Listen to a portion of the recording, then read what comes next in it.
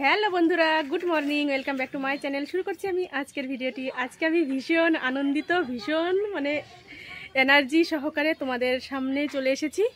আজকে যাব এখন আমি গঙ্গা স্নান করতে। শুধু আমি একা নয়, কথাটা ভুল বললাম, আমরা বাড়ির সব পরিবারে মিলে যাব গঙ্গা স্নান করতে। তাই সবাই রেডি হয়ে নিয়েছি, আর আমিও এই যে একটা সুতির শাড়ি পরে নিলাম, স্নান করতে হবে যেহেতু, তাই নর্মালি একটা শাড়ি পরে নিয়েছি। আর এই যে আমাদের নাতনি, এখানে নাতনিও রেডি হয়ে নিয়েছে, হাতে গোপুসোনাকে নিয়ে। এই যে আমাদের গোপুসোনাকে নিয়ে নিয়েছে হাতে। তো আমাদের সাথে থাকো, দেখতে থাকো আজকের ভিডিওটা। ভীষণ আনন্দিত হবে তোমরা, আশা করছি। তাই চলো। আর দেখো, কথায় কথায় বলাই হয়নি, এই যে আমাদের পুজোর প্যান্ডেল শুরু হয়ে গেছে। রাত্রে করেছে, বাড়ির কাপড় দিয়েই করেছে। এখানে অনেক রকম ভ্যারাইটিস কাপড় রয়েছে, তাই দিয়ে প্যান্ডেলটা বানিয়েছে। তো চলো ব্যাক ক্যামেরা করে তোমাদের দেখিয়ে দিই, আর কে কে আমরা গঙ্গা স্নান করতে যাচ্ছি সেটাও তোমাদের দেখিয়ে দেবো। পুরো ভিডিওটা দেখতে থাকো। কিন্তু আগামীকাল তোমরা পুজোর ভিডিও দেখতে পাবে, তা অগ্রিম তোমাদের জানিয়ে দিলাম। আর আজকে যাব গঙ্গা স্নান করতে। এই যে আমাদের সব রেডি হয়ে নিয়েছে, সবাই যাবে। এই যে আরেকটা গাড়ি রিজার্ভ করা হয়েছে। গঙ্গা স্নান করার উদ্দেশ্যে আমরা বেরিয়ে পড়লাম। নিজেদের তো একটা টোটো গাড়ি রয়েছে আমাদের, আর একটা গাড়ি আমরা রিজার্ভ করেছি। তা কে কে যাচ্ছি তোমাদের সাথে একটু পরিচয় করিয়ে দিই। এটা রয়েছে আমার বড় যা, আর তার আগে তোমাদেরকে দেখালাম ওটা হচ্ছে আমার ভাসুরজির মেয়ে, মানে আমাদের নাতনি। আর ছোট নাতনি তো বাড়িতে তোমাদের দেখিয়েছি, ও রয়েছে গাড়িতে। আরও রয়েছে আমার মেজো যা, আমার ভাসুরপো, আরও নাতনি রয়েছে, নাতি রয়েছে, বৌমা রয়েছে, বৌমার এক দিদি রয়েছে। তাই যে ইয়ার্কি আড্ডা মারতে মারতে, হাসাহাসি করতে করতে চলে আসলাম আমরা নদীর ঘাটে।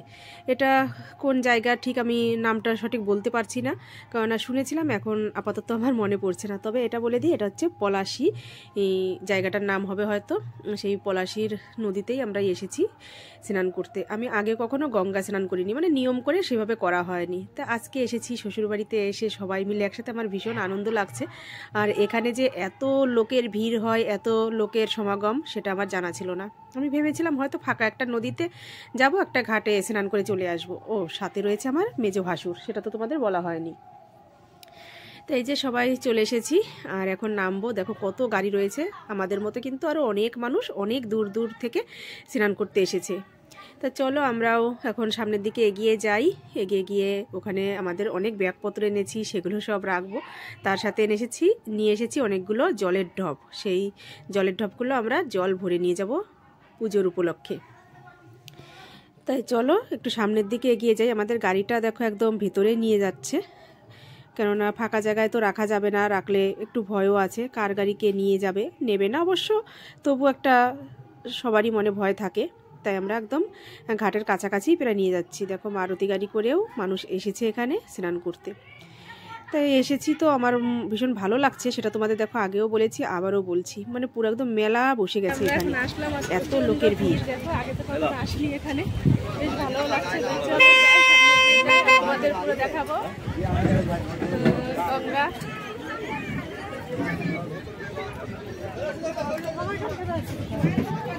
আমাদের ওই গাড়ি সামনে,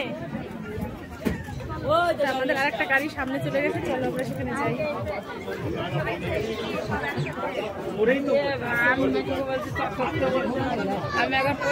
ফোন কাছে না নিয়ে কত লোক এখানে, কি ভালো লাগছে।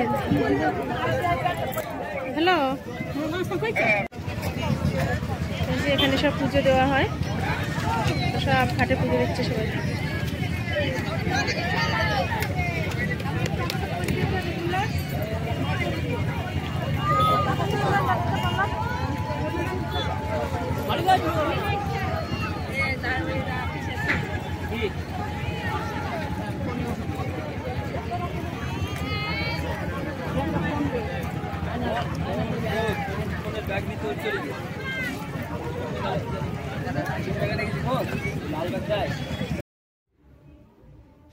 হঠাৎ করে দেখি নৌকা ভরে লোক আসছে, ভীষণ ভালো লাগছে। তাই আমি ভাবলাম তোমাদেরকে একটু দেখাই, এত সুন্দর দৃশ্য না দেখালে তো হবে না।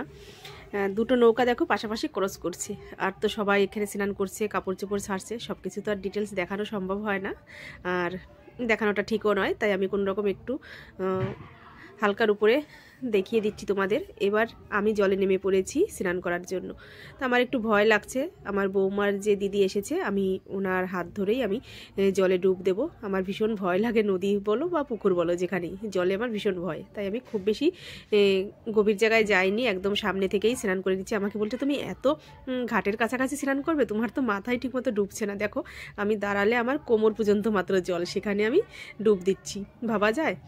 আমার থেকে কিন্তু ছোট ছোট মানুষরা অনেক দূর দূর গিয়েও স্নান করেছে, সেটা আমি দেখেছি এর আগে। কিন্তু এখন আমরা সবাই নেমেছি, আমরা সবাই কাছাকাছি স্নান করছি। আর গঙ্গা জল দিয়েই গঙ্গা পুজো করে নিচ্ছি এখানে। ঠাকুরকেও একটু ধূপ দেখাবো, ধূপকাঠি দেখাবো, সেটা ঘাটের কাছে এসে করব। সবাই দিচ্ছে, আমার জায়েরাও দিয়েছে, তার সাথে সাথে আমিও দিয়েছি। সেটা আর ক্যামেরা বন্দি করা হয়নি, একটা ছোট বাচ্চার হাতে দিয়েছিলাম আমার মোবাইলটা, কিন্তু ও সেভাবে ভিডিওটা শ্যুট করতে পারেনি। তা যাই হোক, যতটা পারবো ততটাই তোমাদের দেখানোর চেষ্টা করব, আর যেটুকু না পারবো সেটা তো আর সম্ভব নয়। এই যে আমার ভাসুরের ছেলে এসেছে, আর এই দেখো আমার ভাসুর জল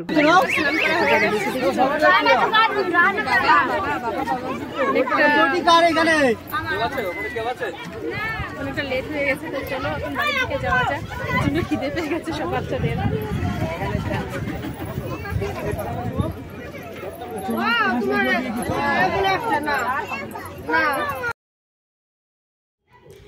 ঘাটের ওখান থেকে আমরা সবাই বেরিয়ে আসছি, আর সামনে মন্দির রয়েছে। আমার যা বললো যে সামনে মন্দিরে আমরা পুজো দিয়ে তারপরে যাব, কারণ আমি যেহেতু আসিনি আগে কখনো, তাই আমাকে যেভাবে যেটা করতে বলবে আমার তো সেটাই করতে হবে। তা ওরা সবাই বলছে পুজো দেবে, আর আমরা তো উপোস করেই এসেছি বাড়ি থেকে। একদম বাড়ি গিয়ে তারপরে হচ্ছে যাই হোক কিছু একটা মুখে দিতে হবে, আর এখানে হোটেল থেকে হয়তো খাওয়া দাওয়া করাবে, সেটা তোমরা দেখতেই পাবে পরে। আর এই যে মন্দিরে আমরা চলে এসেছি, এটা হচ্ছে মা কালীর মন্দির। তাই এখানে সবাই আমরা একটু জল মিষ্টি দেবো, ধূপকাঠি দেখাবো। তাই যে প্রচুর ভিড় হয়েছে জানো তো এখানে। আর শুনছি এখানের মা কালী একদম জাগ্রত কালী, সবাই আগে এসেছে এর জন্য ওরা সবাই জানে, আর আমি সেসবই শুনেই তোমাদের বলছি। আর আমার জায়েরা তো পুজো দিচ্ছে, আর এই যে আমার নাতনিও পুজো দিচ্ছে, এরপরে আমি দেব। তা মা কালীর এখানে কিছু মনের কথা এখানে জানাবো, আশা আছে এর পরবর্তীতে আমি আর আমার স্বামী দুজনে মিলে এখানে আবার আসবো পুজো দিতে, কেননা সবাই এসেছি বাড়ির, শুধু ওই আসেনি একা। তা যাই হোক, পুজোটা দিয়ে নিই, তারপরে তোমাদের সাথে আবার কথা বলছি। ওপরে একটা ঘন্টা বাঁধা রয়েছে, সেই ঘন্টাটাই একটু বাজাবো। দেখো আমি হাতে নাগুর পাচ্ছি না, মানে এতটাই উঁচুতে রয়েছে। যাই হোক, ঘন্টার জায়গায় ঘন্টা রয়েছে, আমি নিচু হয়ে গেছি বা ছোট হয়ে গেছি, এর জন্যই একটু অসুবিধা হচ্ছিল। আর এই যে হচ্ছে মায়ের মূর্তিটা, দেখে মন একদম ভরে গেল। সবাই পুজো দিয়েছে আর আমরাও দিচ্ছি পুজো। এবার চলে এসেছি ভোলা বাবার মন্দিরে, একটু আলাদা এই মন্দিরটা, সেখানে এসেছি। আর আমি তো ভোলা বাবার ভক্ত, আমার স্বামীও ভোলা বাবার ভক্ত, তাই ভোলা বাবাকে একটু ওই যে নীলকণ্ঠ ফুল দিয়ে পুজো দেব।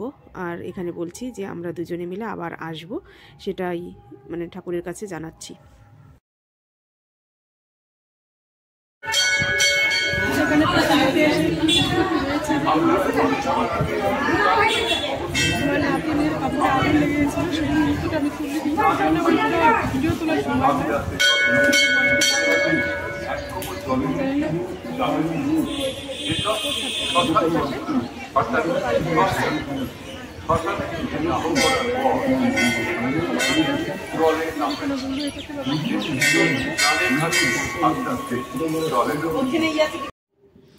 শিব মন্দিরে পুজো দিতে এসে একটা অঘটন ঘটে গেছে, জানি না আমাদের কিছু একটা হয়তো ভুল হয়েছে।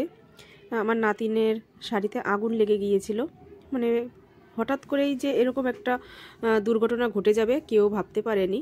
পুজো দিচ্ছে আর মন্দিরে আরও অনেক লোক ছিল, সেখানে ওদের সামনে থেকেই এরকম হয়েছে। হঠাৎ করেই দেখছে নিচ থেকে ওর কাপড়ে আগুন লেগে গেছে, শাড়িটা দাউ দাউ করে মানে নিচ থেকে জ্বলে উঠছে। ও তো ভয়তে পুরো লাফাচ্ছে, আমি যে কি করব আমি তখন বুঝে উঠতে পারছি না, মানে এতটাই ভয় পেয়ে গেছি। আর এদিকে মন্দিরের মধ্যে একটু জলের কোনো ব্যবস্থা ছিল না, ঘটে করে যেই দুধ গঙ্গা জল সবাই ভোলানাথের মাথায় দিয়েছিল, সেই জলই কোনো রকম একটু শাড়িতে ছিটিয়ে দিয়েছে। তারপরে মানে খুব বড় একটা বিপদ হয়ে যেতে পারতো, কিন্তু ভোলা বাবা সহায় আছে বলে অত বড় কিছু একটা হয়নি। অল্পর মধ্যে আমাদের ভুলটা আমাদের ধরিয়ে দিয়েছে।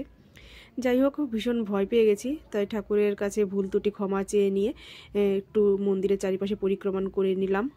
আর ক্ষমাও চেয়ে নিলাম। আমার নাতনিও ক্ষমা চেয়ে নিল, ভয় পেয়ে গেছে যেহেতু।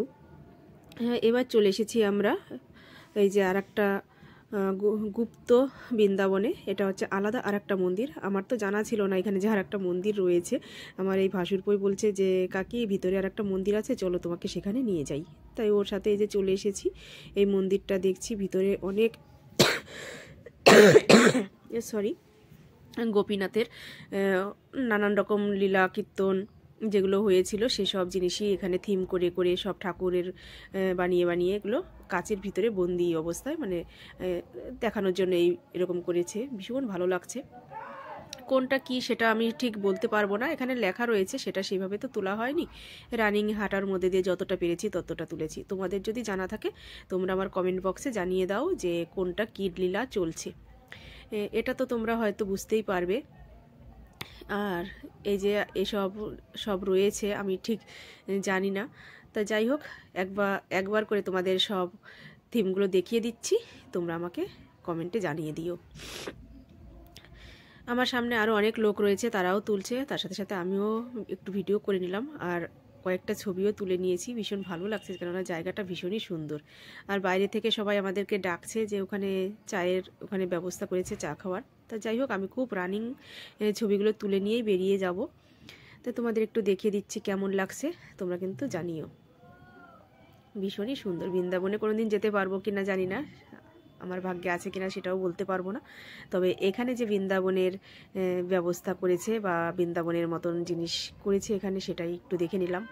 কারণ আদৌ কি বৃন্দাবনে এগুলো আছে নাকি এখানে সেই বৃন্দাবন সত্যিই বানিয়েছে সেটাও কিন্তু আমি বলতে পারবো না। তবে তোমাদের জানা থাকলে তোমরা কিন্তু আমাকে জানিও।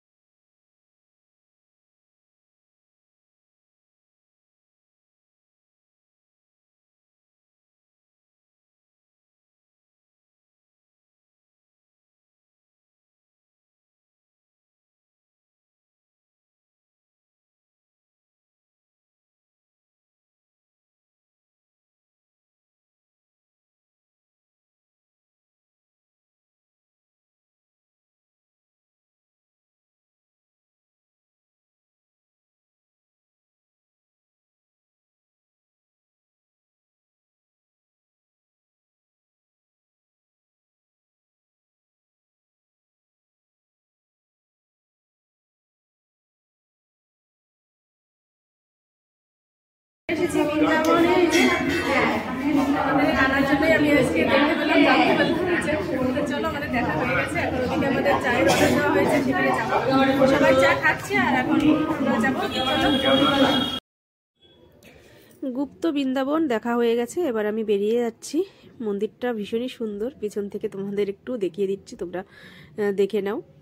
কেননা সামনাসামনি তো আমি সেভাবে দেখাতে পারছি না, এর জন্য আমি এইভাবেই মানে নিজেকে দিয়েই দেখিয়ে দিচ্ছি। আর পিছনটা দেখো, দুই সাইডে দুটো সিঁড়ি রয়েছে, ভীষণই সুন্দর লাগছে দেখতে।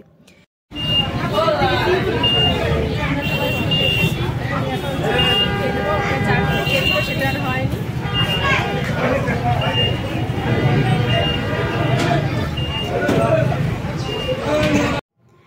গঙ্গা স্নানের সব পর্ব সেরে নদীর ঘাট থেকে বাড়ি চলে এসেছি। আর এখন সন্ধ্যার সময় এসে দেখছি আমাদের প্যান্ডেলটা একদম সুন্দর করে সাজিয়ে তুলেছে আমাদের রানাবাবু, মানে আমার ভাসুরপো।